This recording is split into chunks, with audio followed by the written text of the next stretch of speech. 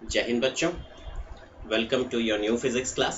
आज हम पिछली क्लासेस में जो कॉन्सेप्ट्स पढ़े हैं उनका फटाफट रिवीजन करके और आगे के कॉन्सेप्ट्स को पढ़ेंगे। पिछली क्लासेस में हमने किरचॉफ्स लॉ पढ़े थे, किरचॉफ्स फर्स्ट लॉ और Kirchhoff's second law. Kirchhoff's first law जो थी वो जंक्शन लॉ थी, जंक्शन लॉ जो कि करंट को डील करती है।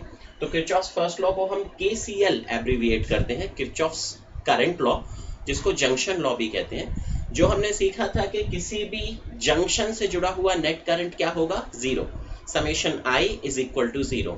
इसमें हमने साइन कन्वेंशन भी देखा था। साइन कन्वेंशन क्या था, करंट को हमें पॉजिटिव कब लेना है, जब जंक्शन में करंट एंटर कर रहा हो, और करंट को नेगेटिव कब लेना है, जब जंक्शन से करंट बाहर आ रहा हो।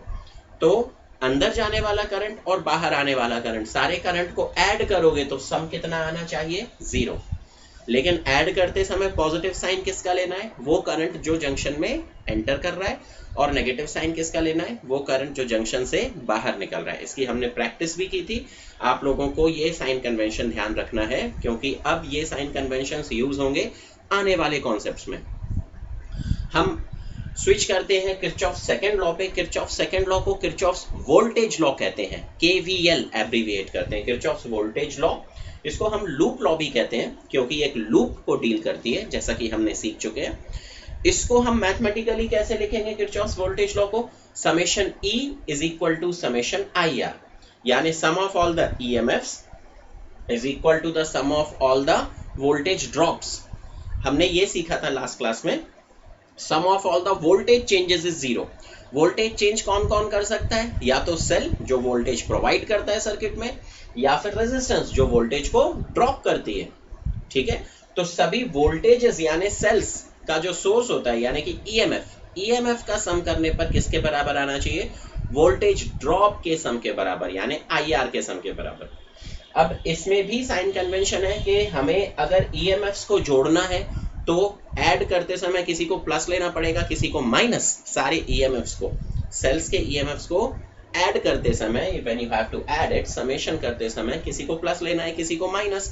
प्लस किसको लेना है, माइनस किसको लेना है, हम पढ़ चुके हैं, फिर से रिवाइज कर लेते हैं। हमें ईएमएफ को पॉजिटिव कब लेना है, जब हम कहां से कहां ट्रेवर्स करें, माइनस से प्लस की तरफ। इसका मतलब अगर हम माइनस से प्लस की तरफ ट्रेवर्स करेंगे सेल को, तो उसका साइन, ईएमएफ का साइन पॉजिटिव लेना है। और ईएमएफ का साइन नेगेटिव कब लेना है, जब हम उसको ट्रेवर्स करें प्लस से माइनस। इसका मतलब जिस टर्मिनल की तरफ हम जा रहे होते हैं, राइट, वो वाला साइन लेना है। अगर हम माइनस से प्लस की ओर जा रहे हैं ट्रेवर्स करते समय, तो साइन प्लस ले लेना है। और अगर हम माइनस से प्लस की ओर जा रहे हैं तो प्लस लेना है, और अगर प्लस से माइनस की ओर जा रहे होंगे सेल में, तो क्या लेना है, माइनस। ये रूल ध्यान में रखना है, ठीक है। इसके बाद आईआर का साइन भी हम क्या लेंगे, ये देख लेते हैं। आईआर का साइन हम पॉजिटिव लेंगे, sign of IR is positive if it is traversed along current, यानी जिस डायरेक्शन में करंट फ्लो हो रहा है उसी डायरेक्शन में अगर आप ट्रेवर्स कर रहे हो, तो जो रेजिस्टेंस है उसके वोल्टेज ड्रॉप आईआर का साइन कैसा लेना है, पॉजिटिव।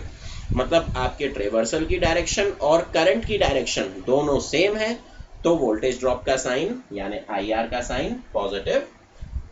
लेकिन आपके ट्रेवर्सल की डायरेक्शन करंट की डायरेक्शन के ऑपोजिट है, यानी जिस रेजिस्टेंस को आप ट्रेवर्स कर रहे हो उसमें आपकी ट्रेवर्सल की डायरेक्शन के ऑपोजिट डायरेक्शन में करंट फ्लो हो रहा है, तो फिर आईआर का साइन क्या लेना है, नेगेटिव। ठीक है, इसका एक न्यूमेरिकल हम ऑलरेडी कर चुके हैं पिछली क्लास में। आज हम फिर से एक एप्लीकेशन इसकी करेंगे, जिसमें ये आपका कॉन्सेप्ट एकदम सॉलिड हो जाएगा। You are going to understand it very nicely. ठीक है, ध्यान से समझिएगा, it's a very very important concept as well as very very applicative, क्योंकि ये जो कॉन्सेप्ट एक बार आपने सीख लिया तो आगे चल के पोटेंशियोमीटर, व्हीटस्टोन ब्रिज और मीटर ब्रिज सब में आपको काम आने वाला है। ठीक है, understand it very nicely. We are going to understand the next topic. The next topic is Wheatstone bridge. ठीक है, ये वाला आप स्क्रीनशॉट ले लीजिए और नोट्स बना लीजिए इसके। This is very important thing, keep that thing in mind. Okay,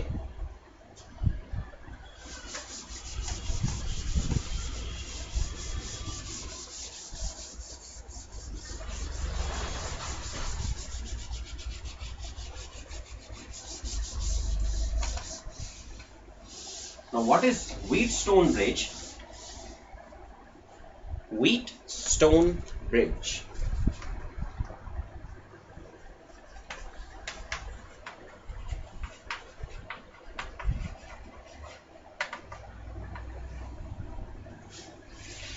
Actually, Wheatstone is the name of a physicist जिन्होंने एक अरेंजमेंट बनाई थी रेजिस्टेंसेस की in 1853, जिसको उन्होंने कहा था व्हीटस्टोन अरेंजमेंट, और उस ब्रिज को या उस अरेंजमेंट को हम व्हीटस्टोन ब्रिज के नाम से जानने लगे। तो ये कोई ऐसा ब्रिज नहीं है जिसमें नदी के एक साइड से दूसरे साइड जाते हैं, it's not like that. This bridge is a combination of resistances. तो व्हीटस्टोन ब्रिज होता क्या है, आप लोग नोट डाउन कीजिए। Wheatstone bridge, it is an arrangement of 4 resistances as shown in figure, which is used to find out the unknown resistance. ठीक है, it's an arrangement of 4 resistors. It's an arrangement of 4 resistances used to find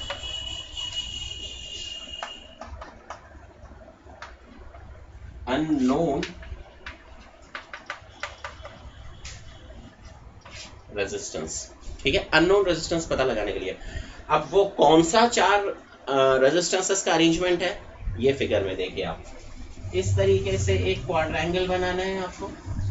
ठीक है, इस quadrangle में जो 4 sides हैं, इसमें 4 resistances लगा दीजिए। ठीक है, इन चारों रेजिस्टेंसेस का नाम रख देते हैं, this is P, this is Q, this is R, this is S। ठीक है, अब क्या करते हैं, ये दो इस क्वाड्रेंगल का नाम रख देते हैं A B C D। This is A, this is B, this is C and this is D, and resistances हैं P Q R S। ये जो B और D है, इन दो आर्म्स को क्या कर दीजिए, एक गैल्वेनोमीटर के थ्रू जोड़ दीजिए या रेजिस्टेंस के थ्रू जोड़ दीजिए। Let us take it as resistance पहले तो। चलिए, ठीक है, ये रेजिस्टेंस के थ्रू जोड़ दिया। ठीक, बाकी के जो 2 आर्म्स हैं, इसको एक सेल से कनेक्ट कर दीजिए जो कि ईएमएफ प्रोवाइड करेगा। इसका ईएमएफ है E। तो क्या होगा, इस करंट, इस सेल में से करंट फ्लो होगा प्लस से माइनस की तरफ। This is plus, this is minus. Plus से माइनस की तरफ करंट कितना फ्लो होगा, I। तो ये करंट इधर से जाके 2 पार्ट्स में डिस्ट्रीब्यूट हो जाएगा। ठीक है ना, यही है ना Kirchhoff's current law. Kirchhoff's current law कहती है जितना करंट एंटर करेगा उतना ही करंट बाहर निकलेगा। तो इस जंक्शन में कितना करंट एंटर कर रहा है, I। बाहर कितना निकल रहा है, लेट अस टेक ये वाला current as I1 and this current as I2। तो कितना करंट बाहर निकल रहा है, I1 और I2। ये दोनों का सम किसके बराबर होना चाहिए, I के बराबर, तभी नेट करंट क्या होगा, 0। ये चीज हमने पहले भी पढ़ चुके हैं। ठीक है, तो ये करंट 2 भागों में डिस्ट्रीब्यूट हो जाएगा, फिर यहां से जाएगा, यहां से जाएगा, यहां से जाएगा, इधर से जाएगा, अलग अलग पार्ट्स में जाकर, और फिर C में से जब बाहर निकल कर आएगा तो फिर से कितना करंट आएगा, I। कैसे कैसे वो पार्ट्स में डिस्ट्रीब्यूट होगा, I will tell you later. तो देखो, व्हीटस्टोन ब्रिज अरेंजमेंट एक बार फिर से ध्यान से समझ लो। व्हीटस्टोन ब्रिज अरेंजमेंट में 4 रेजिस्टेंसेस होती हैं, इनका नाम हमने क्या रखा है, PQRS। ठीक है, क्वाड्रेंगल के फॉर्म में ये अरेंज्ड रहती हैं। क्वाड्रेंगल के 2 एंड्स को एक रेजिस्टेंस या गैल्वेनोमीटर के थ्रू जोड़ दिया जाता है, और बाकी के 2 एंड्स को सेल से जोड़ दिया जाता है ताकि इसमें से करंट जा सके, पोटेंशियल डिफरेंस प्रोवाइड किया जा सके। इस अरेंजमेंट को ही हम कहते हैं व्हीटस्टोन ब्रिज अरेंजमेंट। ठीक है, अब ये Wheatstone bridge arrangement unknown resistance कैसे निकालती है। मान लेते हैं कि ये जो S है ये अननोन रेजिस्टेंस है, इसकी वैल्यू हमें नहीं मालूम है, कोई एक रेजिस्टेंस की वैल्यू हमें नहीं मालूम है। हम बहुत आसानी से निकाल सकते हैं। कैसे निकाल सकते हैं, एक इंस्ट्रूमेंट होता है जिसको हमने शायद पहले भी डिस्कस किया हुआ है। इंस्ट्रूमेंट होता है जिसको हम कहते हैं गैल्वेनोमीटर। गैल्वेनोमीटर का सिंबल ऐसा होता है G। सर्किट में हम इस तरीके से एन सर्कल करके G लिखते हैं, तो इसका मतलब it's a galvanometer. Galvanometer is just like voltmeter and ammeter, लेकिन फर्क सिर्फ इतना होता है कि गैल्वेनोमीटर जो होता है इसका जो स्केल होता है इसका 0 मार्क बीच में होता है, ठीक है, और दोनों तरफ स्केल्स रहते हैं। अनलाइक दी एमीटर, एमीटर में क्या होता है, एमीटर या वोल्ट मीटर में 0 मार्क इधर पर होता है और स्केल इस तरीके से बना रहता है, दिस इज वोल्ट मीटर या एमीटर। पर गैल्वेनोमीटर में क्या होता है, 0 मार्क सेंटर पर होता है और इसका जो पॉइंटर होता है ये लेफ्ट और राइट दोनों तरफ अपना डिफ्लेक्शन दे सकता है, ठीक है। तो दोनों तरफ डिफ्लेक्शन दे सकता है, इसीलिए इसको सेंटर पे रखा गया है ताकि वो लेफ्ट या राइट किसी भी डायरेक्शन में डिफ्लेक्शन दे सके उसका पॉइंटर। तो इस तरीके का एमीटर टाइप का इंस्ट्रूमेंट होता है गैल्वेनोमीटर। अब सवाल ये उठता है कि इसका यूज क्या है, what is the use of galvanometer. Galvanometer का यूज होता है सर्किट में करंट को डिटेक्ट करना, ठीक है, करंट फ्लो हो रहा है या नहीं ये डिटेक्ट करना, और अगर करंट अपनी डायरेक्शन चेंज कर लेता है तो डायरेक्शन चेंज हुई या नहीं हुई ये भी डिटेक्ट करना। तो what is the work of a galvanometer? Is it used to measure the current? No. To measure the current, ammeter is used.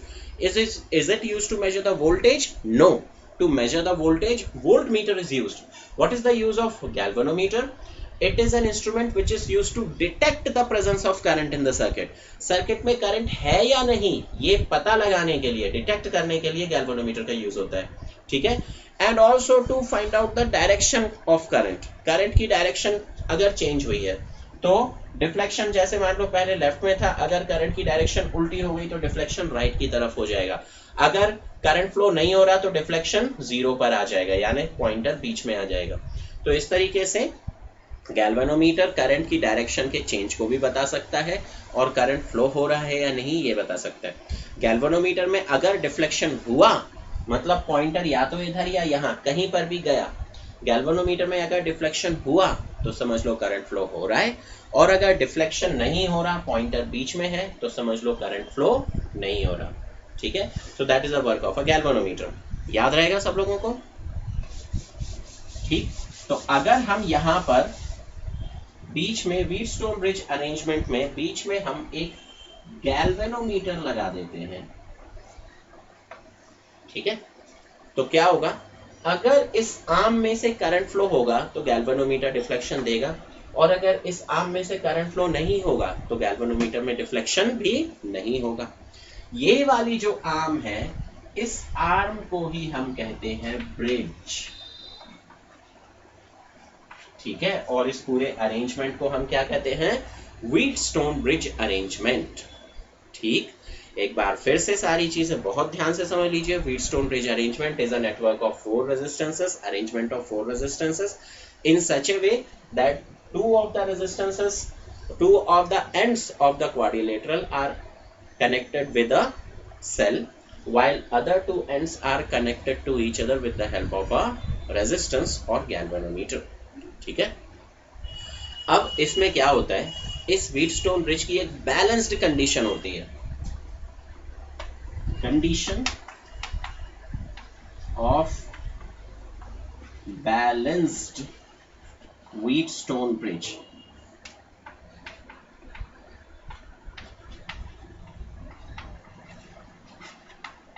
Condition of balanced Wheatstone bridge क्या होती है कि if current through the galvanometer is 0, यानी कि current galvanometer से अगर flow नहीं होगा तब क्या होगा, तब P upon Q will be equal to R upon S.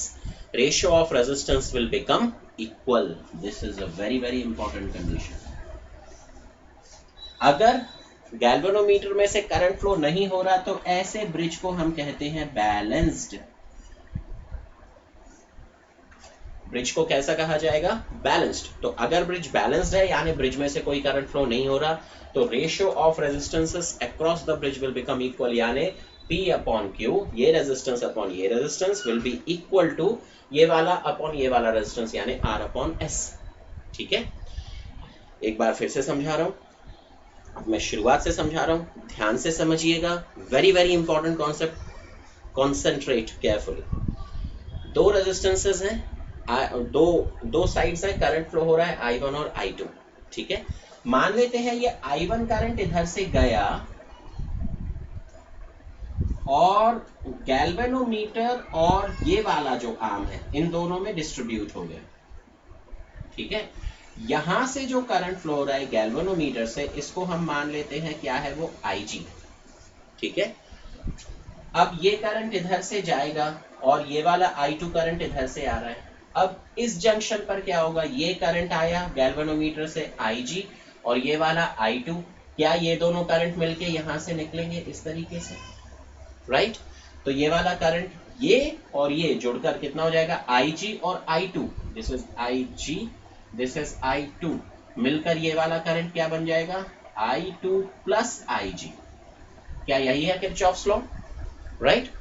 और यहां से अगर I1 करंट गया जिसका एक हिस्सा इधर चला गया, IG इधर चला गया, तो इधर पर कितना बचेगा I1 minus IG, right, I1 minus IG। तो I1 माइनस IG करंट इधर से जा रहा है, I2 प्लस IG करंट इधर से जा रहा है, दोनों मिलकर कितना बन जाएंगे I फिर से, और I करंट बैटरी के माइनस में जाएगा। मैंने आपको कई बार बता चुका हूं कि प्लस में से जितना करंट निकलता है बैटरी के, माइनस में उतना ही करंट एंटर करता है। आप जोड़ के देख लीजिए, I1 plus IG plus I2, I1 minus IG plus I2 plus IG, तो कितना हो जाएगा I1 plus I2, I1 plus I2 किसके बराबर था I के बराबर, तो ये बन गया I, ठीक है। अब यहाँ पर अगर मान लेते हैं कि गैल्वेनोमीटर में से कोई करंट फ्लो नहीं हो रहा, अगर इस तरीके से हम रेजिस्टेंसेस को सेट करते हैं कि गैल्वेनोमीटर में से करंट फ्लो ना हो, कैसे पता चलेगा गैल्वेनोमीटर में से करंट फ्लो नहीं हो रहा, उसमें डिफ्लेक्शन नहीं मिल रहा है, ठीक है। तो अगर गैल्वेनोमीटर में से करंट फ्लो नहीं हुआ तो ब्रिज बैलेंस्ड कंडीशन में आ जाएगा, ब्रिज बैलेंस्ड कंडीशन में आ जाएगा तो रेशियो ऑफ रेजिस्टेंस इक्वल हो जाएंगे। इसमें जो अननोन रेजिस्टेंस है, 3 नोन है, P, Q और R अगर हमें पता है तो S की वैल्यू हम आसानी से निकाल सकते हैं। So that is the thing, it's very easy. चलो हम इसको प्रूव करते हैं। व्हीटस्टोन ब्रिज की बैलेंस कंडीशन को प्रूव करने में हमें किरचॉफ्स लॉज का यूज करना पड़ेगा। तो किरचॉफ्स लॉ के जो साइन कन्वेंशंस हैं वो मैंने आपको बता दिए हैं, उनको हम एक बार फिर से यूज करके देखते हैं। इस बार किरचॉफ्स लॉ पूरी तरह आपको क्लियर हो जाएगा, ठीक है। Let us have the proof of the balanced condition of Wheatstone bridge. सब लोगों को व्हीटस्टोन ब्रिज समझ में आ गया होगा। अगर नहीं समझ में आया है तो आप मुझसे पर्सनली पूछ सकते हैं। कुछ छोटे मोटे डाउट आप कमेंट सेक्शन में लिख सकते हैं, मैं आपके साथ लाइव हूँ, ठीक है। ओके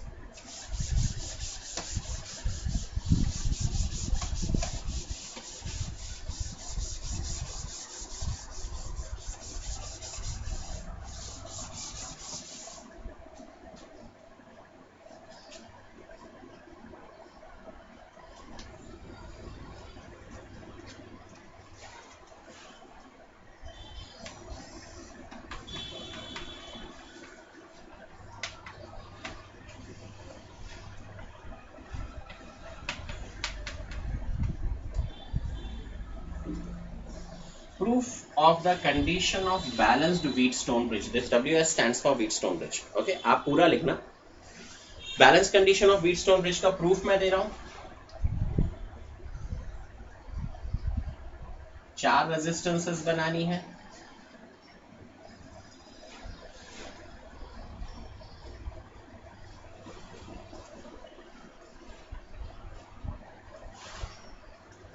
इनके नाम क्या रखने हैं आपको मालूम है, क्या नाम है, P, Q, R, S, ठीक है।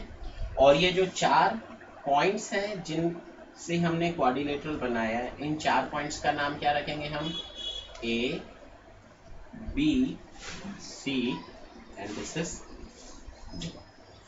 अब इसमें B और D के बीच में अगर हम गैल्वेनोमीटर कनेक्ट कर देते हैं तो ये जो आर्म है ये क्या बन जाएगी, ब्रिज, ठीक है। इस आर्म को हम क्या कहेंगे, ब्रिज। और A और C से हम अगर सेल को कनेक्ट कर दें, यहाँ पर एक स्विच लगानी पड़ेगी, दिस इज सेल जिसका EMF E है, this is plus, this is minus. Cell में से कितना करंट फ्लो हो रहा है, I। अगर हमने स्विच ऑन कर दिया तो सेल में से I करंट फ्लो होगा। ये I करंट जो है ये इधर से 2 पार्ट्स में डिस्ट्रीब्यूट हो जाएगा, ठीक है। ये दोनों पार्ट्स के नाम क्या रहेंगे, I1 करंट और I2 करंट, ठीक है। P में से कितना करंट फ्लो हो रहा है, I1, Q में से कितना करंट फ्लो हो रहा है, I2। तो क्या हम ये कह सकते हैं कि ये जो I करंट है ये दो भागों में बटा, तो हम कह सकते हैं I is equal to I1 plus I2। Yes और नो? Right, okay. I1 और I2 बाहर निकलने वाले करंट का सम करोगे तो अंदर जाने वाले करंट के बराबर होगा, किरचॉफ्स जंक्शन लॉ। ठीक है, अब यहां से कितना करंट जा रहा है, ये I1 करंट इसमें से फ्लो होगा, this is I1। I1 current मान लेते हैं कि यहां से दो भागों में बट रहा है, एक भाग ये है, दूसरा भाग ये है, इस जंक्शन में एंटर करेगा। अब जंक्शन से दो जगह से करंट बाहर निकल रहा है, दो आर्म्स में से।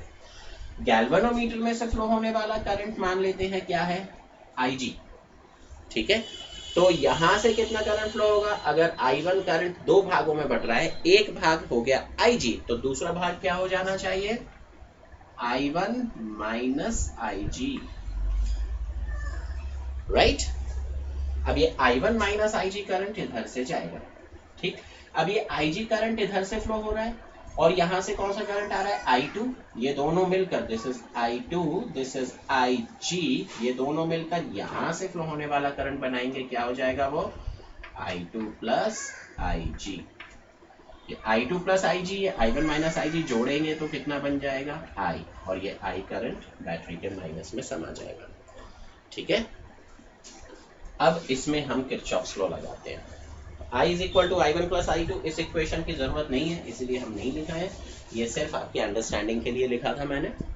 ठीक है, चलो हम balanced condition of Wheatstone bridge prove करने के लिए किरचॉफ्स लॉ लगाते हैं। Kirchhoff's loop law, junction law तो पहले ही लग गई। ठीक है, लूप लॉ लगाते हैं। लूप लॉ क्या है, applying Kirchhoff's voltage law to loop, कौन सा वाला लूप ले लेते हैं शुरुआत में, ABDA,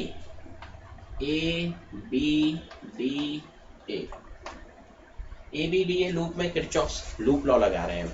ठीक है, कहां से शुरू करें, A से शुरू करते हैं, कहीं से भी कर सकते हैं, आपको मालूम है कहीं से भी कर सकते हैं, but let's begin with A, हमारी कन्वीनियंस के हिसाब से। ठीक है, क्लॉकवाइज चले या एंटी क्लॉकवाइज चले, दोनों में से किसी भी डायरेक्शन में चल सकते हैं। चलिए हम क्लॉकवाइज चलते हैं। ठीक है, क्लॉकवाइज ट्रेवर्सल करते हैं इस लूप का, A से शुरू करके, तो पूरा लूप का ट्रेवर्स करते हुए हम कहां तक पहुंच जाएंगे, वापस A तक। लूप है ABDA। चलिए शुरू करते हैं, A से शुरू कर रहे हैं, I1 करंट फ्लो होता दिखाई दे रहा है, सबसे पहले कौन आया, P। ठीक है, मतलब इसकी रेजिस्टेंस है P। मान लेते गैल्वेनोमीटर की रेजिस्टेंस G ही है। What is the resistance of galvanometer, it's G। What is the resistance of this arm? It's P. What is the resistance of this arm? It's Q. इस arm की resistance R, इस arm की resistance S, right. तो जब हम A से शुरू कर रहे हैं, along AB जा रहे हैं, I1 करंट मिल रहा है P पर, ये वोल्टेज को ड्रॉप करेगा। ठीक है, तो वोल्टेज ड्रॉप इसके along क्या हो जाएगा, IR फॉर्मूला होता है, तो I1 इंटू P हो जाएगा इसका वोल्टेज ड्रॉप। ठीक है, मैंने आपको बताया था कि summation E is equal to summation IR, यानी हम लेफ्ट हैंड साइड में सारे वोल्टेजेस को लिखेंगे, ईएमएफ के सोर्सेस को लिखेंगे, वोल्टेज सोर्सेस को, ई को लेफ्ट हैंड साइड में, और राइट हैंड साइड में सारे वोल्टेज ड्रॉप्स को लिखेंगे। ठीक है, summation E is equal to summation I R होता है, ये हमने देखा था। ई को लेफ्ट हैंड साइड में लिखना है और आई आर को राइट हैंड साइड में लिखना है। तो इसका आई आर क्या हो जाएगा, इसका वोल्टेज ड्रॉप क्या हो जाएगा, करंट है I1, रेजिस्टेंस है P, तो वोल्टेज ड्रॉप हो जाएगा I1P। इसको प्लस का लें या माइनस का साइन लें, सिंस हम इस डायरेक्शन में जा रहे हैं, यानी ट्रेवर्सल की डायरेक्शन भी यही है, करंट की डायरेक्शन भी यही है, तो I1P का साइन कैसा हो जाएगा, पॉजिटिव। ठीक है, तो इसीलिए मैंने प्लस लिया। फिर इसके बाद जब हम यहां से ट्रेवर्स करते हुए इधर आते हैं तो गैल्वेनोमीटर मिलता है, गैल्वेनोमीटर की रेजिस्टेंस कितनी है, G। ठीक है, तो इसका भी वोल्टेज ड्रॉप होगा, वो कितना हो जाएगा, IG into G। IG into G का साइन प्लस लेना है या माइनस, हम यहाँ ट्रेवर्स कर रहे हैं, करंट भी यही है, तो साइन क्या लेना चाहिए, प्लस, तो प्लस IG इंटू G, ये वोल्टेज ड्रॉप थ्रू गैल्वेनोमीटर हो गया।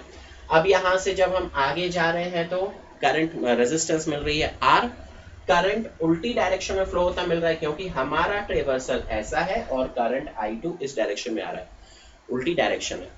तो अब वोल्टेज ड्रॉप का साइन क्या लेना पड़ेगा, माइनस।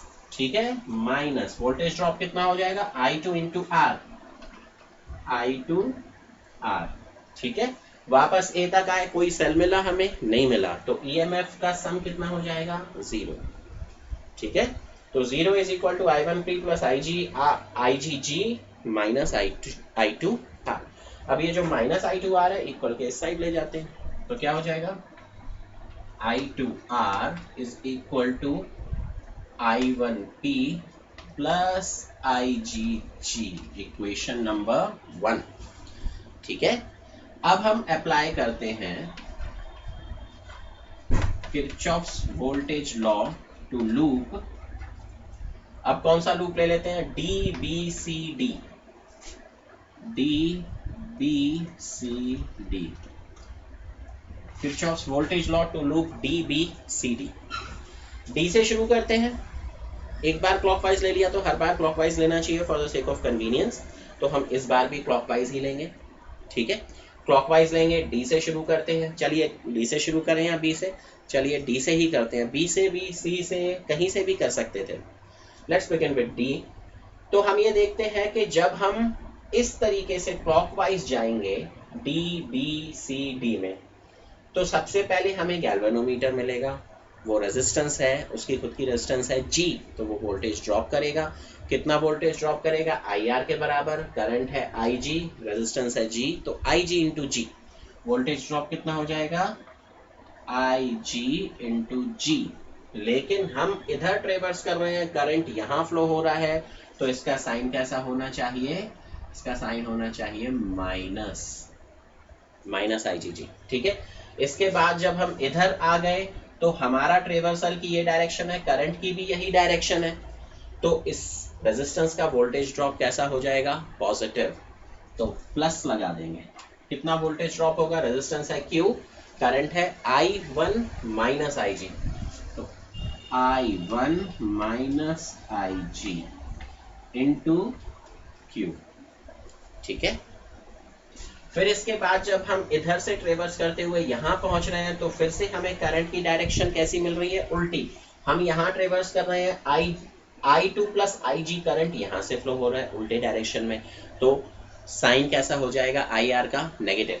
तो let us right minus, resistance है S, करंट है I2 plus IG, I2 plus IG into S। ठीक है, ये हो गया। अब वापस डी पर पहुंच गए, पूरा लूप ट्रेवर्स हो गया, कहीं कोई सेल नहीं मिला, तो सेल ईएमएफ जो है इस लूप में कितना लिख देंगे? 0, समेशन ऑफ ई 0। ठीक है, अब हम क्या करेंगे? नेगेटिव साइन वालों को इक्वल के उस साइड ले जाएंगे, तो पॉजिटिव बन जाएगा IG into G plus I2 plus IG into S is equal to I1 minus IG into Q। This is equation number 2। ठीक है, this is equation number 1, ये equation number 1 थी, और ये वाली हो गई equation number 2। ठीक है, अब हम कहते हैं कि अगर ब्रिज रहा बैलेंस्ड कंडीशन में, if the bridge is balanced, अगर ब्रिज कैसा रहा? बैलेंस्ड। अगर ब्रिज बैलेंस्ड रहा तो क्या होगा? करंट थ्रू द गैल्वेनोमीटर क्या हो जाएगा? 0। ब्रिज बैलेंस्ड कब कहलाता है? जब ब्रिज में से कोई करंट फ्लो ना हो। ठीक है, ब्रिज में से कोई करंट फ्लो नहीं हो रहा, गैल्वेनोमीटर ने डिफ्लेक्शन देना बंद कर दिया, यानी करंट फ्लो नहीं हो रहा, यानी IG की वैल्यू कितनी हो जाएगी? 0। तो वो वाली सिचुएशन हमें लेना है कि अगर ब्रिज बैलेंस्ड रहा तो क्या होगा? ब्रिज अगर बैलेंस्ड रहा तो IG 0 हो जाएगा, और अगर IG 0 हो जाएगा तो इक्वेशन नंबर 1 क्या बन जाएगी? देन 1 becomes, इक्वेशन नंबर 1 क्या बन जाएगी? I2R is equal to I1P plus IG तो 0 हो गया, तो ये पूरा टर्म क्या हो जाएगा? 0। तो I2R is equal to I1P बन जाएगा। I2R is equal to I1P। ठीक है, या हम लिख सकते हैं I1 अपॉन I2, इसको क्रॉस मल्टीप्लाई करो, I2 को इस साइड ले जाओ, P को इस साइड ले जाओ, तो I1 अपॉन I2 क्या हो जाएगा? R upon P। मैं उसको डायरेक्ट लिख दे रहा हूं, I1 upon I2 is equal to R upon P। ये हो गई इक्वेशन नंबर 3। आई थिंक ये स्टेप सबको समझ में आ गई होगी, ठीक है। एंड 2 बिकम्स, इक्वेशन नंबर 2 क्या बन रही है? इक्वेशन नंबर 2 में भी IG को 0 कीजिए, यहाँ पर IG 0 कीजिए, ये पूरा टर्म हट गया। यहाँ पर IG को 0 कीजिए तो ये क्या बन जाएगा? I2S इज इक्वल टू, यहाँ पर IG को 0 कीजिए, ये क्या बन जाएगा? I1Q, ठीक है। तो I1 अपॉन I2 करेंगे तो क्या हो जाएगा? S इस साइड है, Q को इस साइड ले जाना पड़ेगा, क्रॉस मल्टीप्लाई। तो मैं डायरेक्ट लिख देता हूँ I1 upon I2 is equal to S upon Q। I1 upon I2 is equal to S upon Q, equation number 4। अब इक्वेशन नंबर 3 और 4 को देखिए। इक्वेशन नंबर 3 कह रही है I1 upon I2 R upon P के बराबर है। इक्वेशन नंबर 4 कह रही है I1 upon I2 S upon Q के बराबर है। इससे क्या इन्फ्रेंस निकाल सकते हैं? I1 अपॉन I2 का रेशियो इसके बराबर भी है, I1 अपॉन I2 का रेशियो इसके बराबर भी है। इसका मतलब ये दोनों इक्वल हैं। इसका मतलब R upon P is equal to S upon Q। R upon P is equal to S upon Q मैं इधर लिख दे रहा हूँ, मुझे थोड़ा सा मिटाना पड़ेगा। Take a screenshot of this, ठीक है, या आप वीडियो फिर रिकॉर्डिंग को फिर से रोक करके नोट्स बना सकते हैं। मैं एक पोर्शन यहाँ से मिटा रहा हूँ, ठीक है, यहाँ से ये मिटा देगा।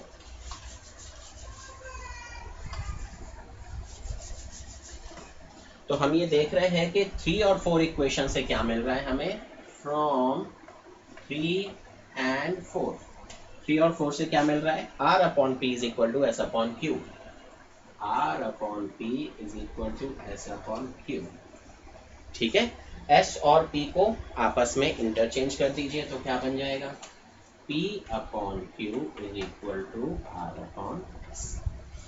क्या यही प्रूव करना था? यही है balanced condition of Wheatstone bridge, P upon Q is equal to R upon S, ठीक है। दिस इज इक्वेशन नंबर 5 और यहाँ पर हम लिख सकते हैं proved P upon Q equal to R upon S। तो P upon Q R upon S के रेशियो के बराबर कब होता है? जब करंट थ्रू द गैल्वेनोमीटर क्या हो? 0, यानी ब्रिज कैसा हो? बैलेंस्ड हो। जब ब्रिज बैलेंस्ड हो तो करंट थ्रू द गैल्वेनोमीटर 0 होता है, तब रेशियो ऑफ रेजिस्टेंसेस इक्वल हो जाते हैं। I think the concept is clear. अब मैं इसके एप्लीकेशंस आप लोगों के साथ डिस्कस करूंगा, ठीक है। आप लोगों को मैं क्वेश्चंस पोस्ट करूंगा आपके ग्रुप में, जिसको कि आप सॉल्व करेंगे और मैं आपकी हेल्प करूंगा उनको सॉल्व करने के लिए, ठीक है। Thank you very much. आज की क्लास को, वीडियो को यहीं ख़त्म करते हैं, इसके बाद डिस्कशन शुरू होगा। Thank you so much. जय हिंद।